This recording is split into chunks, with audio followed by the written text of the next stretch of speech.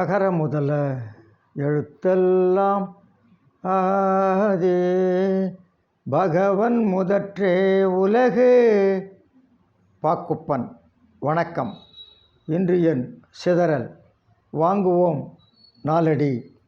சான்றோர் பெருமக்களே, நாலடியாரில் மேன்மக்கள் என்ற தலைப்பில் இன்றும் ஒரு நல்ல பாடல்.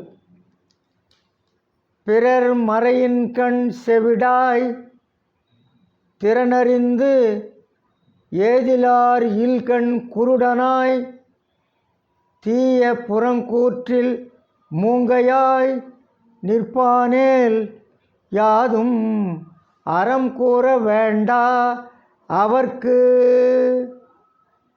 நாம் எப்படி நடந்து கொள்ள வேண்டும்?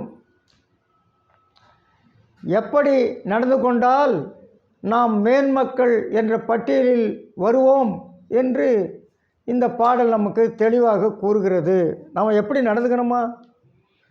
பிறர் இரகசியங்களை கேட்பதில் செவிடனாகவும் ஒழுக்க வகை உணர்ந்து அயலானுடைய மனைவியை பார்ப்பதில் குருடனாகவும் கொடியதான புறம் சொல் பேசுவதில் ஊமையாகவும் ஒருவன் இருப்பானேயானால் அவனுக்கு எந்தவித அறமும் நாம் சொல்ல வேண்டிய தேவையில்லை.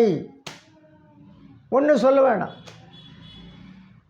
ரகசியங்களை ஒருத்தர் ரெண்டு பேர் பேசிக்கிட்டு இருக்கான். ரகசியங்கள். இவன் கொஞ்சம் தூரம் இருக்கான். என்ன சொல்கிறான் கிட்ட போய் என்ன சொல்கிற கேட்கக்கூடாது. ரகசியமாக சொன்னால் நம்ம தூரம் நிற்கணும். அதை தோண்டி கேட்கக்கூடாது.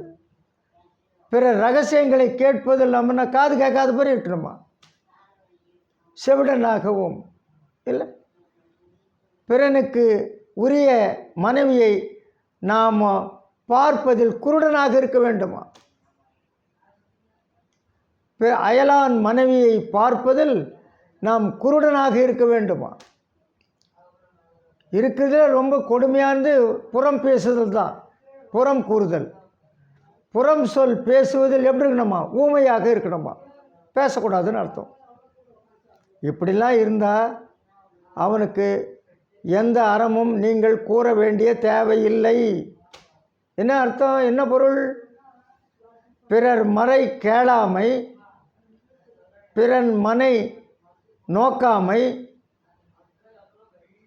புறம் கூறாமை, இந்த மூன்றும் சிறந்த அறங்களாக கருதப்படும். இந்த மூன்றும் சிறந்த அறங்களாக கருதப்படும். அப்படி நாம் இந்த நல்ல அறங்களை கடைப்பிடிப்போமா? என் நண்பன் ஒருத்தர் இருந்தான். ஒரு புதுமனை புகு விழாவுக்கு போயிருந்தான். அவனுக்கு நண்பன் அவன். போயிட்டு நல்லா சாப்பிட்டுட்டு ஒன்றும் ஒரு 50 ரூபா 100 ரூபா கூட வாழ்த்தாமல் வெளியே வந்து இன்னொருத்தங்கிட்ட சொல்கிறான், ஏய், இந்த வீடு எப்படி கட்டினான் தெரியுமா? எல்லாம் சந்தனக்கட்டை. காட்டில் போய் திருடி வெட்டி அதை விற்று கட்டின வீடியா? யார்? கூட நெருக்கமாக இருக்கிற நண்பன். நேராக பார்க்குற ஆள வீடு ரொம்ப அருமையாக கட்டியிருக்குங்க. நேராக பின்னால் வந்து குறை சொல்கிறது, புறம் கூறுதல், இது கொடிய பாவம்.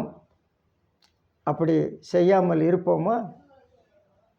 நன்றி, வணக்கம்.